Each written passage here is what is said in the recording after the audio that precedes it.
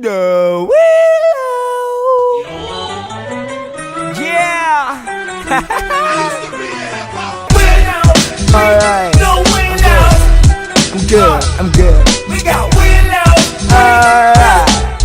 Hi, this is the Willows, Yeah. your favorite skit couple. So today we're going to be having a very interesting conversation. And it's titled, How Do I Know That He or She Really Loves Me? Yeah. You know, this is a question a lot of people are asking. They want to really know, Yes. they want to identify true love. They want to know who really loves them. They Yeah. don't want to make a mistake. So True. that is what we're going to be diagnosing today. Stay back. And watch it. The Willow. So how do you know if a person really loves you? How did you know? Okay, I think for me, the first point is that the person will create quality time for you. True. You know, quality time. Not quantity, quality time. Quality But time. husband You know? started with quantity. There's quantity but quality. Yeah, so what that means is that the person always wants to call to you, he you. wants to talk to Yes, you, yes. always want to ask questions, you know.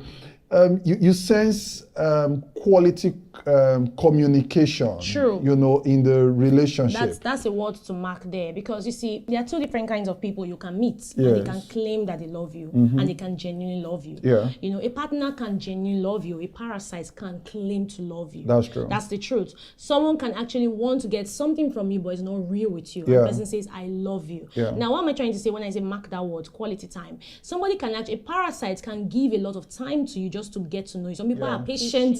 What's the English? Please help me. They are patient deceivers. Yeah. Yeah.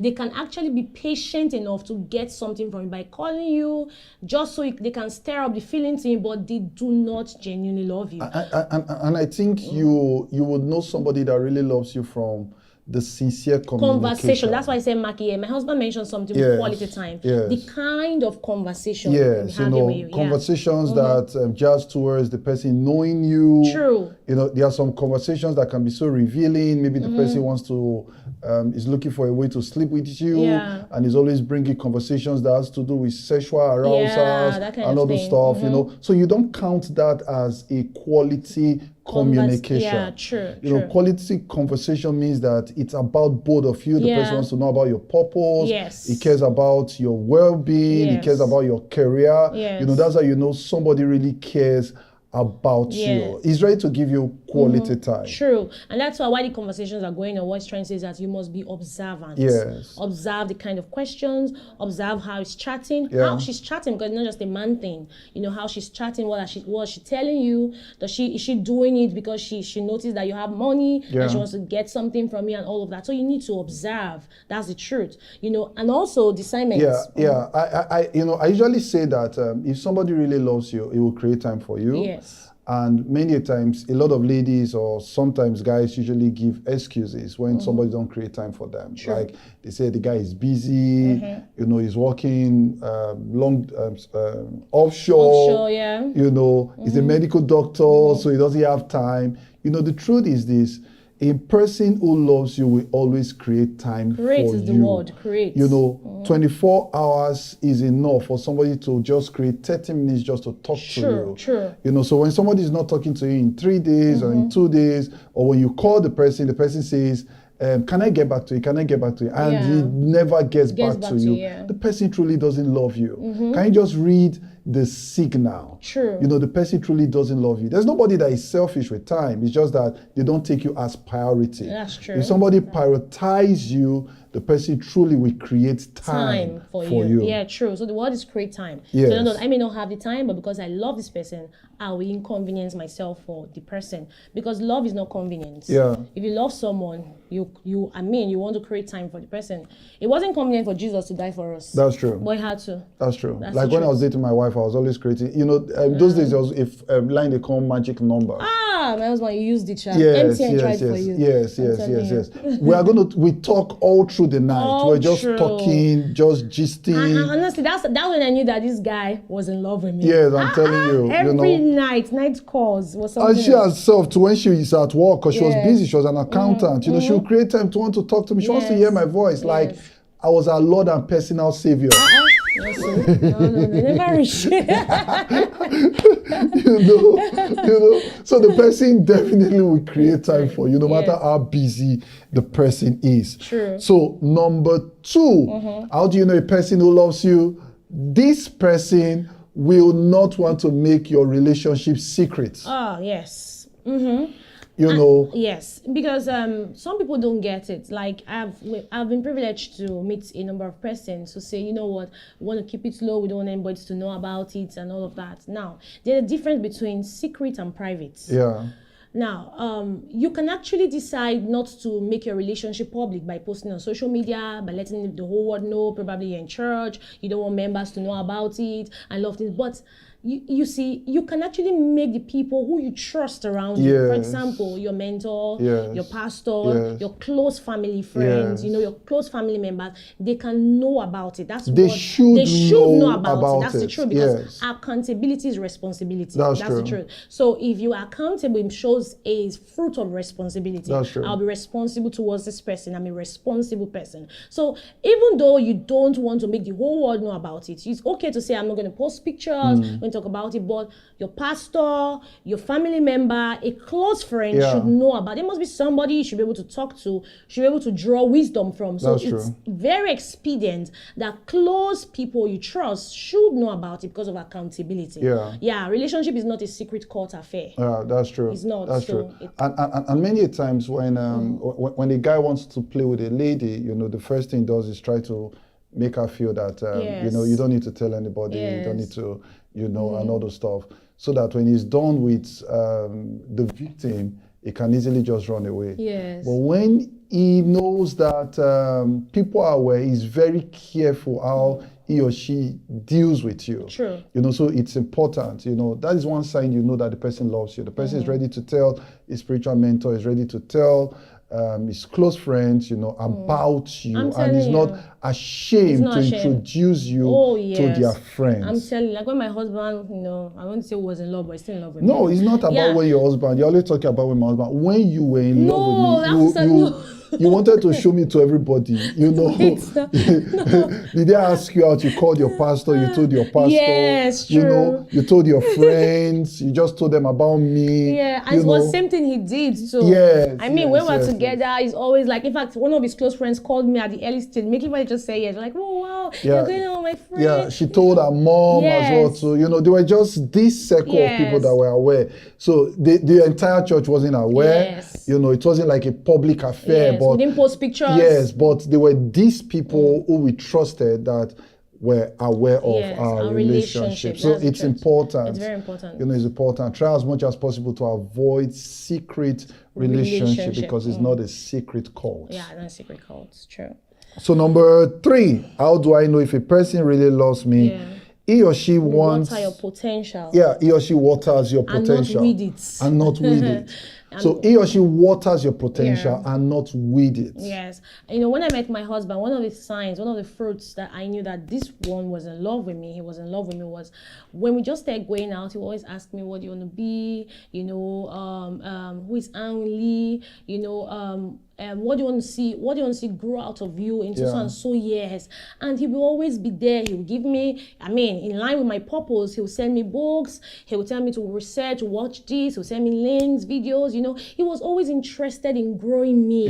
You know, that's the truth. And that's, I mean, it's so clear in scripture. I think Paul planted, Apollos water. That's the truth. So you always needed, God has already planted potentials in every person. You need a partner that water it, not weed it. So you need, so that's why Apollos was a partner to Paul. So you need a person that can water your vision, water where you're going to, water your dream and all of that. And that's something my husband will always do. I mean, when I go out, you know, because if the person is not watering your potential, watering your journey to your destiny, the truth is you will not be able to strike conversation with the person. True. There's nothing you're actually really doing. Because sometimes the person who actually supports you, that is a support system to what you are doing, creates an environment for better companionship. That's true. So if the person is not, he's just weeding out, you won't find it. I mean, you won't find a safe ground to always communicate with the person. There's no need for the communication. So my husband will always check on me. He will always ask me questions. questions. You get, when I finish presenting or I go somewhere to speak, I belong to a ministry back then. I finish talking, I'll come back to him and say, oh, did you tell somebody to do video for? I'll send it to him. He will criticize. He will say, okay, this is what you should do better. Yeah. He was very interested in growing me. Yeah. That's how you know somebody's in love. Love grows. So if you are with that guy and he has only invested sex in you and not sense, then you should. That's a rema then. You should run from him. I'm telling you. Sex withdraws from you. Sense add values to you. Sex outside marriage. Many times a lot of you, all you're just interested in is sex, and all those stuff. And you have been in the relationship for 3 years and there's nothing valuable you have gotten from the relationship, then that person is not serious with you. True. The person that loves you will want to groom you. That's why a man is called a bridegroom. And that's why a woman is called a helper. A helper, So you must be able to see a bridegroom or a helpmeet from this person. Very So true. it's important. So mark the line. If he's giving sex and not giving sense, is not serious. So go for somebody that can give value to your life. God, man, if it's giving sex but not giving sense, it's not valuable. Wow, that's the line there. Yeah. Husband, I'm really teaching you something. The willow. How do you know a person who loves you? He or she compliments you and don't compare. Yeah. He or she compliments you and don't compete. So that is very important. Yes. Does this person compliment you? Does this person love you? Does the person value what you put on the table, or is this person always comparing you? Yeah. Saying statements like, I don't know why you are short. Yes. Can you add a little? I don't know. I like you, Sha, but your boobs look so small. Or your backside is not big enough. Is there something we can do? The person really doesn't love you. Yes. I love you, but you are fair. I love you, but you are dark. Can you do something? I love you, but I don't know I'm going to kiss you in marriage because you have open teeth. I don't like girls that have open teeth. Gap teeth.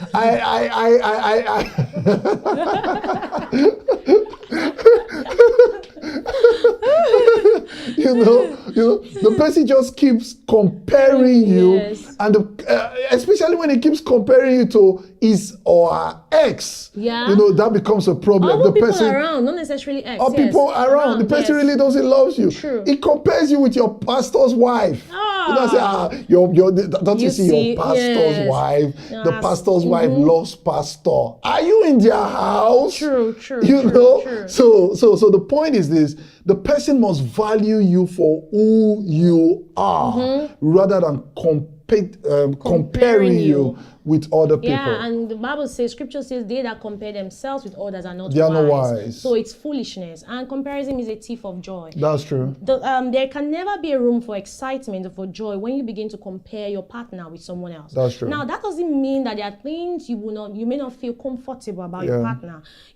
For example, my husband wished that I had big boobs, big balls, but he never told me that. In as much as in that way, I wish my babe can just add a bit. Like you wish that I was fair. Yeah, I wish that he And was my fair, to be lips- honest. my lips wasn't red. Black, but your lips doesn't longer look black. You've kissed it. I've so kissed it that's out. just, I've kissed it now. out.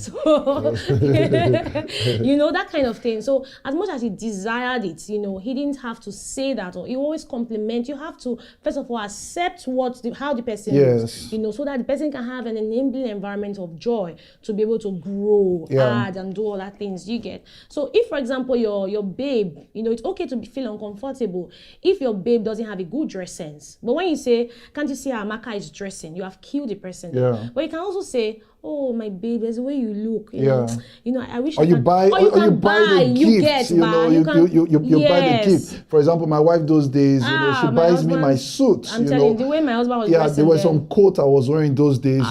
She wouldn't just come and laugh at me. She just get a tailor to measure me, and she gives me a suit as a gift, and I wear it, and she's so happy. You make the person what you want the person to be, rather than running the person down. That's true. So many times, that's why a lot of people they suffer from low self-esteem in their relationship. And this is not even to husbands and wives, but it doesn't just end in relationships. Do you know there are some women who don't suffer insecurity, who don't have low self-esteem, but when they get into marriage, they begin to suffer from low self-esteem. That's Why? true. Because your choice of words, how you communicate, what you don't like in your partner, it's very important. Even to the husbands, there are some husbands who are suffering from insecurity because of the things the wife has said. For example, your husband is going out, and next thing you're saying is, look at the way you look. Don't you see the way your other mates look? Look Are at you not a man? Are you not a man? Those kind of words. Your mate can pay school You fees. get, yeah. You know, is it not your mate that has bought land? You are you are still paying rent in this thing. Are you not a man? You know, those words are not. They are very heavy words, and they can get on actually kill someone's self-esteem. And so this leads us to the final part. How do you know if a person loves you? The person will accept your differences. True. You know, the truth is that as our hearts are different, so also is our faces, our personality. There are no two people that are alike. Even twins. Yes, are not alike. So it's expedient that we accept people for who they are.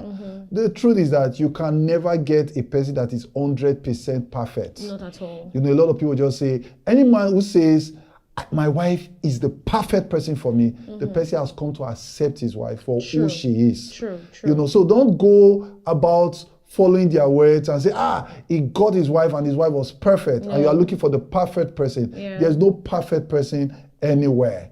You know, you bring perfection out of the imperfect nature you found in your spouse or the person you're in a relationship with. Sure. So therefore, you truly love a person, the person is going to accept you. If you are short, he likes you for being short. If you're not domestic, he likes you for that. You know, he tries to cover up for you.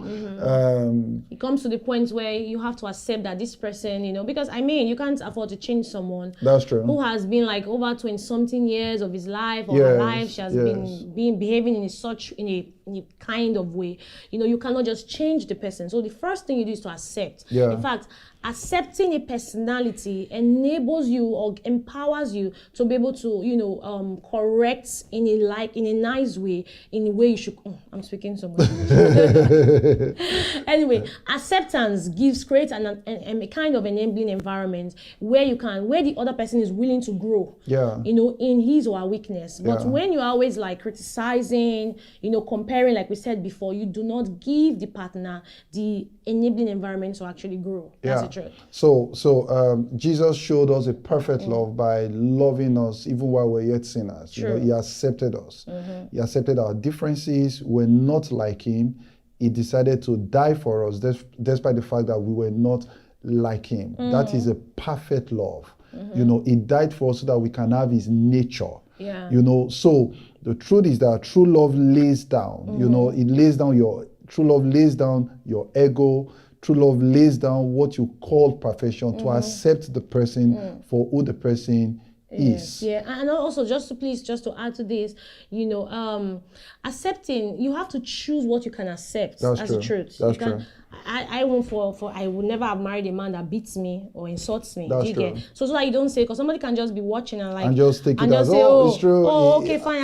Really? They say accept. I can actually accept this person. I can accept the person that is beating me, or I can accept the person that has been cheating on me several. That's not what we're saying. That's not what we're saying. But you need to choose your acceptance. That's the truth. If you need to know what you can accept as a person. And acceptance has to do with your values. That's the truth. Acceptance has to do with your value. That's the truth. Yes. So you accept what you can tolerate. You accept what you can keep. And acceptance, you accept what you can live with. True. And acceptance also has to do with you accepting yourself. That's true. Because many times people are falling for victims, you know, because they refuse to accept who they are. They refuse to accept what they can bring to the table. They refuse to accept themselves. They don't see themselves as beautiful. They don't see themselves as handsome. They don't see themselves as valuable. They see themselves as an option, not a privilege. Yeah. And when you begin to see yourself as an option, the next thing that can happen, you know, because for me, my husband asking me out, loving me, I saw myself as a privilege to his life. Yeah. Now, when you have that mindset, you'll be able to determine who you should accept. Because many people just fall into anybody. That's true. Because they have not accepted themselves. They see themselves as an option, not a privilege. Yeah.